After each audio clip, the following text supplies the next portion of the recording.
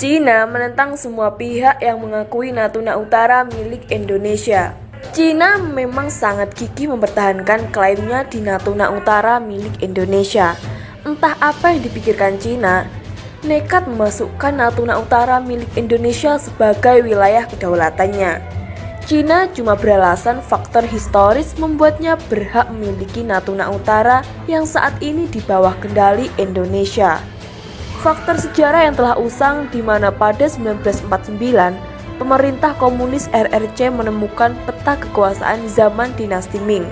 Dalam peta itu, dinasti Ming memasukkan Pulau Natuna sebagai koloni jauh di selatan.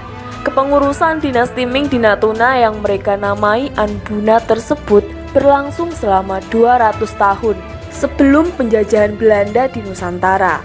Laksamana Cheng Ho alias Sing He adalah orang pertama kali dari dinasti Ming yang menginjakkan kaki di Natuna.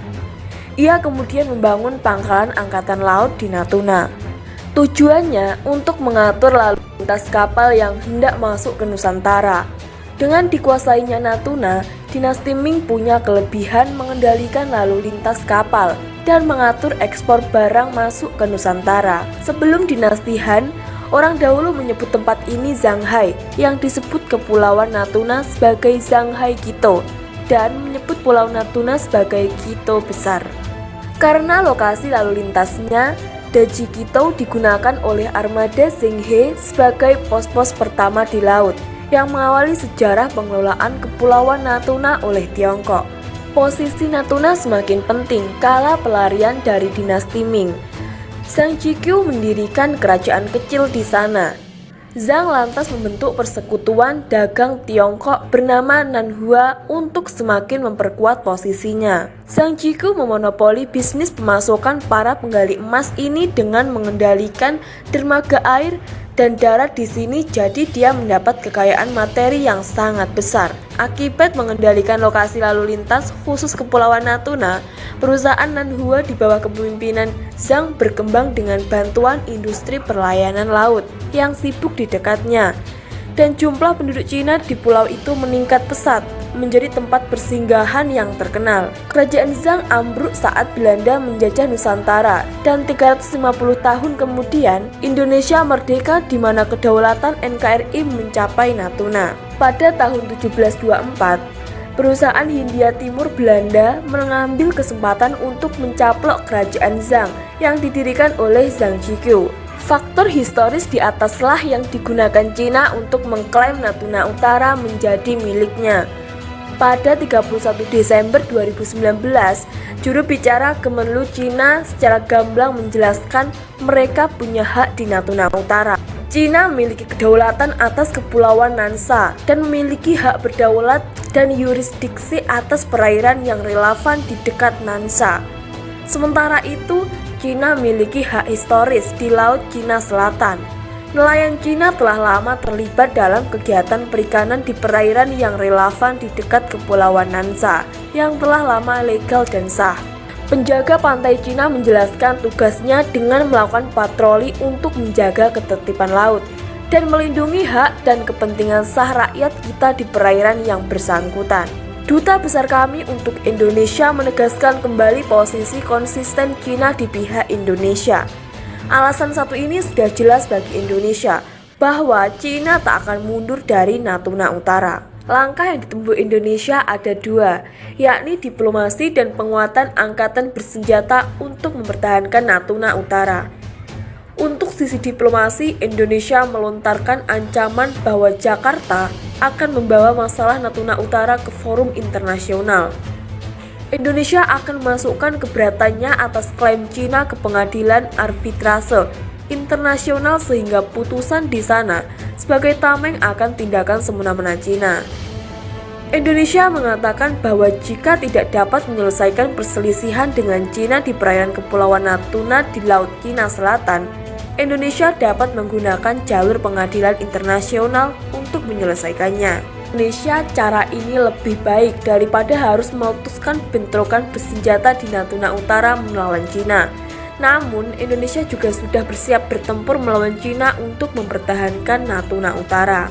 Langkah militer Indonesia ialah membeli alutsista standar NATO untuk melawan mesin perang Cina yang berbau Rusia itu. Kemudian, Indonesia menjalin kerjasama pertahanan lebih erat dengan Amerika Serikat untuk mendukung upaya mempertahankan Natuna Utara. AS menyambut baik ajakan Indonesia untuk bersama-sama melawan Cina di Indo-Pasifik, terutama Natuna Utara. Kerjasama keamanan adalah pilar utama kemitraan strategis kami.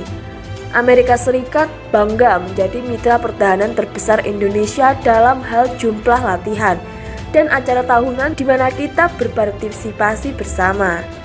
Kerjasama kita dalam kontraterorisme dan dalam melawan ekstremisme, kekerasan juga merupakan komponen penting dari upaya bersama kita untuk membangun dunia yang lebih aman. Kami mendukung upaya kuat Indonesia untuk menjadi hak maritimnya dan melawan agresi RRT di Laut Cina Selatan, termasuk di zona ekonomi eksklusifnya di sekitar Kepulauan Natuna. Salah satu wujud dukungan AS ke Indonesia dalam mempertahankan Natuna Utara bakal diadakannya latihan perang skala besar terbesar di Asia Pasifik bernama Super Garuda Shield 2022, di mana negeri ini menjadi tuan rumahnya. Super Garuda Shield hampir pasti diadakan di Natuna Utara, di mana akan diikuti 14 negara dari seluruh dunia. Panglima TNI Jenderal Andika Perkasa menegaskan bahwa latihan Garuda Shield 2022 akan dilakukan oleh Angkatan Bersenjata AS dan Indonesia. Kita selama ini latihan bersama dengan Amerika, dan latihan ini antar angkatan maupun tingkat Mabes TNI sudah berjalan. Kalau tidak salah, Angkatan Darat itu sudah 15 tahun, dan tahun ini yang ke-16. Begitu juga Angkatan Udara dan Angkatan Laut.